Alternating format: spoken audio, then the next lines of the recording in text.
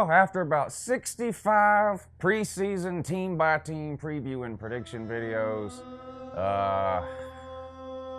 40 or 50 week-by-week preview and prediction videos during the season, 14 or 15 Sunday morning your season is over videos, a series of bowl game preview videos, a playoff semifinal preview video. We're finally here.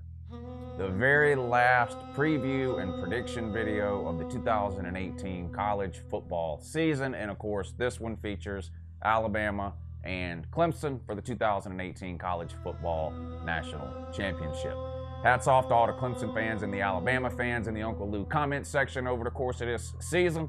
Congratulations, you guys made it. We started out with however many teams we have. We're down to the final two, the Taters and the Gumps. So shout out to all you guys who've been pulling for those teams all along. It all comes down to tonight. And of course, in today's video, we're gonna preview and predict that game. And we're gonna do that right now.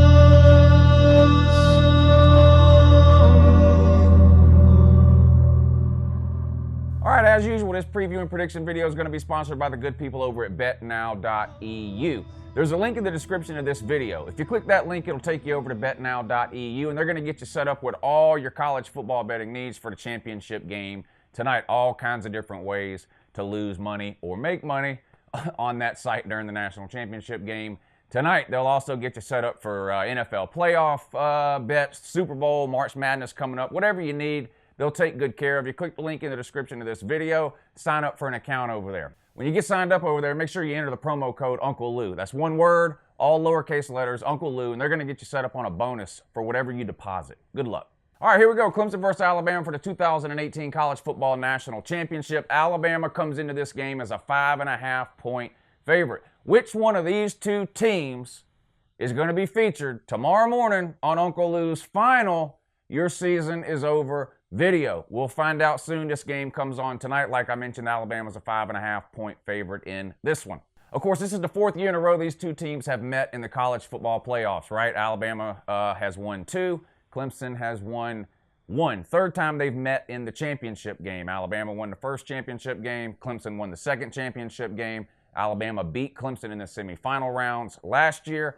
And now here we are, part 4. Clemson versus Alabama. This one's in Levi Stadium out in California for the national championship, so everything on the line here, right? Somebody's going to become the first 15-0 college football champion in, well, forever, since the polls first started back in the 20s or whenever it was. Both of these teams have, to most rational people anyway, both these teams have clearly been the best two teams in college football over the course of this season, right? These two teams started the season out ranked 1 and 2, no matter what poll you looked at. And they're finishing the season undefeated and ranked 1 and 2, no matter what poll you look at.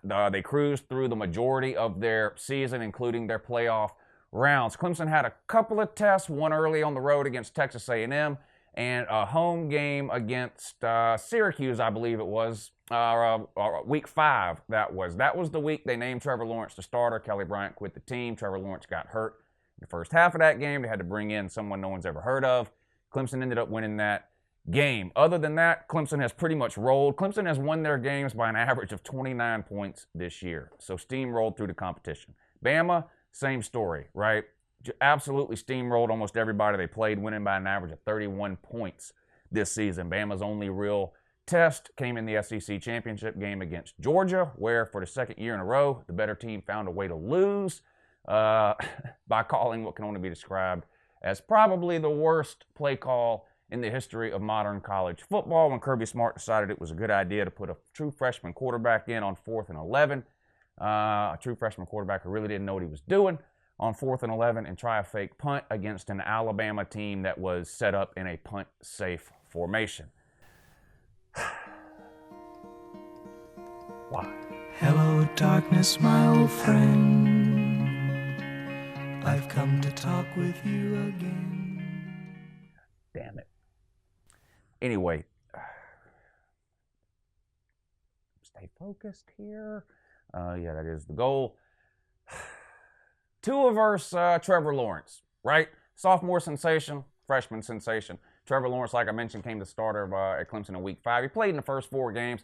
Pretty much a open tryout, right, during live action real games for Clemson this year between Kelly Bryant and Trevor Lawrence. Clemson decides to go with Trevor Lawrence. At the time, I remember saying they're doing this for one reason and one reason only, Alabama.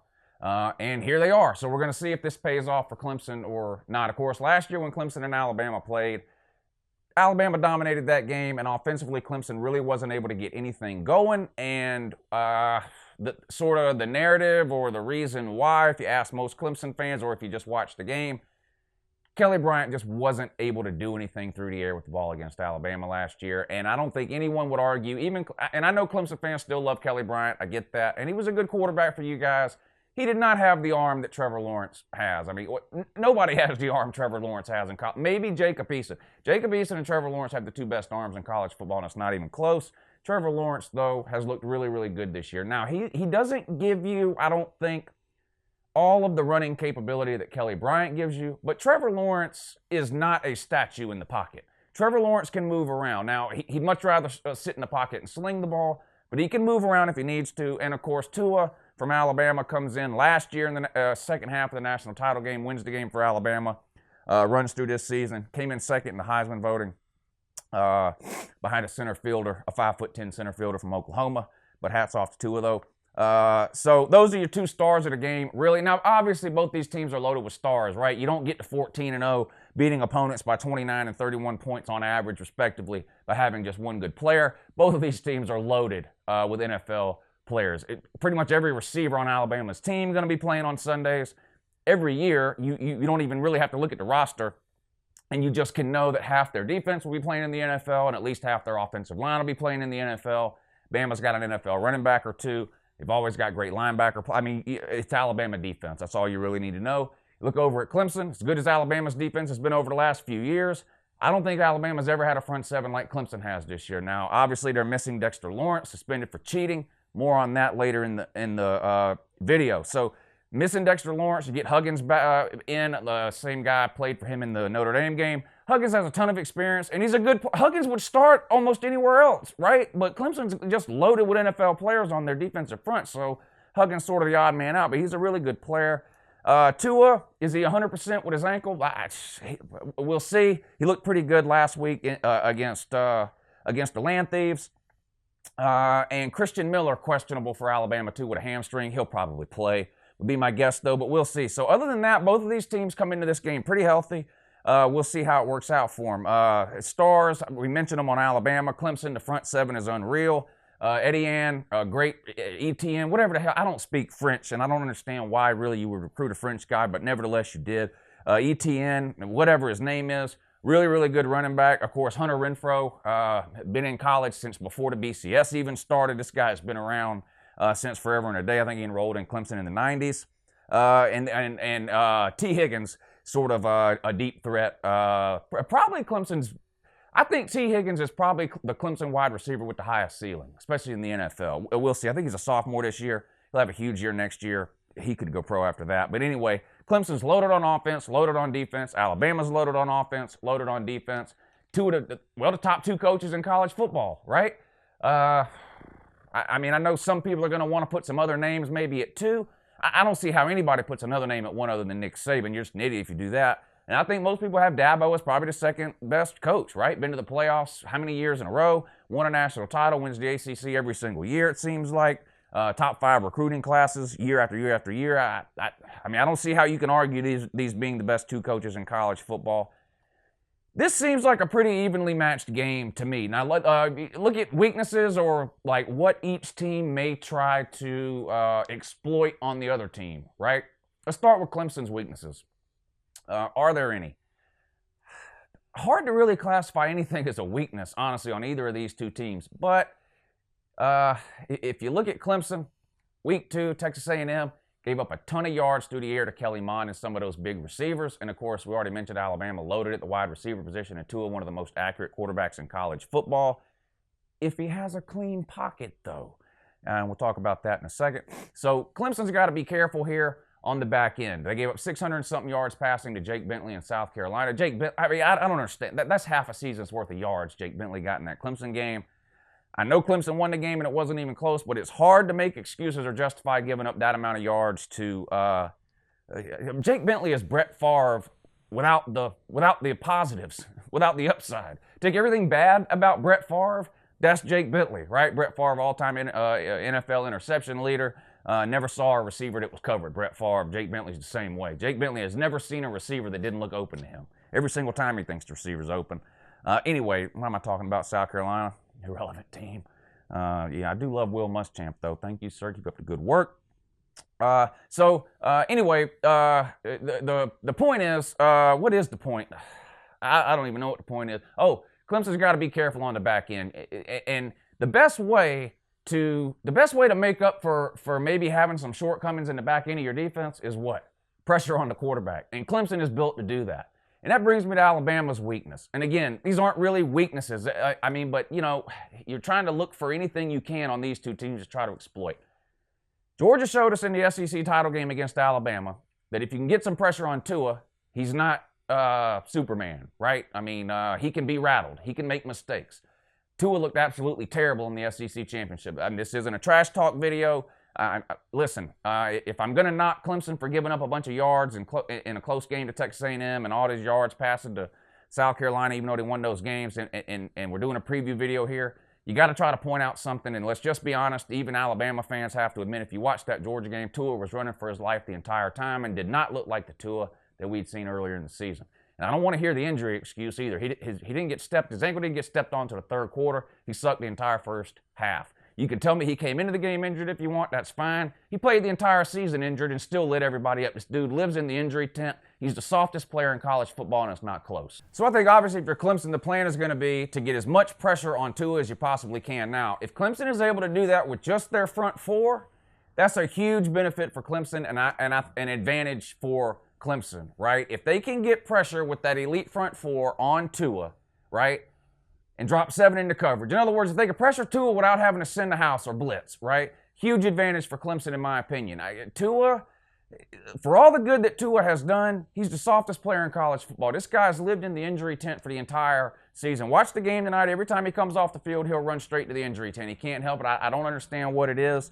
Like I say, he's a great player. I'm not taking anything away from his playing ability, but he's soft. He stays injured. He stays hurt. Now, kudos for playing through a lot of injuries, Tua. But the point is, you just stay in the injury tent. And if Clemson can get after him and get some hits on him and get him rattled, we saw in the SEC championship game, that's a pretty good way to try to slow down or shut down Alabama's offense. You look on the other side of the ball, Clemson offensively against Alabama's defense. Coming into the season, Alabama was replacing their top 6 defensive backs from last year. For me, that was the biggest question mark about Alabama heading into this season, was the back end of their defense. Now, they played okay. They've had better back there, but they've played okay, and they've gotten better as the year has gone along. True freshman Surtain looks like the real deal at Alabama at corner.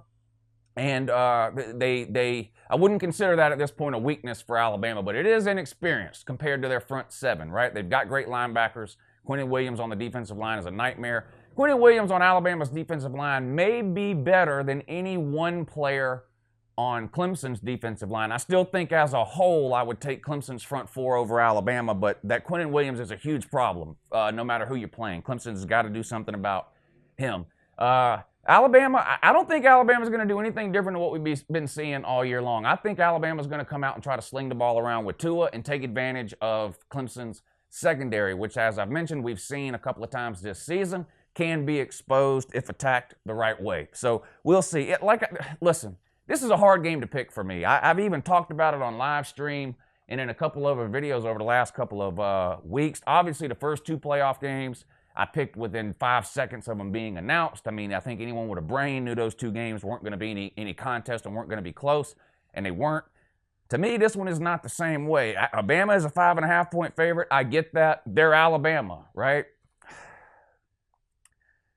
Just under a touchdown. I can tell you right now, if this was 7.5, if Bama was a 7.5 point favorite, I would definitely take Clemson and the points. 5.5 is cutting it close here. I think this is probably about right. Clemson is a very talented team. Trevor Lawrence is going to be a superstar for the next 2 years in college football. He will be in the Heisman talks next year.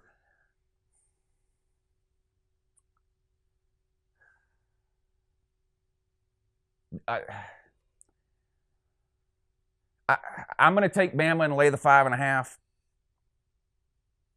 But I really think this is like a 38-31 type game. It could even be 35-31 and Clemson could cover. I really think this is going to be a good game. I'm excited to watch this one. I know you guys are too. And of course, I'll have my halftime report on this video and a post-game report on this video uploaded to YouTube tonight. During halftime, obviously the halftime video. As soon as the game's over, I'll give you a post-game video. But I expect this to be a really, really good game. I don't think that this is going to be a lot more like the game from 2 years ago than it is the game from last year, in my opinion. I do think Clemson will be able to move the ball on Alabama. Unlike last year where Alabama's defense pretty much shut them down. I do expect Clemson to move the ball and put up some points. The problem is I don't think there's a team in America that can completely shut down Alabama's offense, so I expect Alabama to move the ball and put up some points too. I think this will be a close game. In a close game like this, give me the quarterback with a little bit more experience, not much, but a little bit more in Tua, and give me the best coach in college football over the second best, which is not a knock on Dabo. Great coach here. I just think these two teams are pretty evenly matched, so I'm just going to go with Bama here, and I'll lay the 5.5. But I cannot wait to watch this game, and I'll see you guys at 3 o'clock this afternoon on the live show when you can call in and tell me how wrong I am.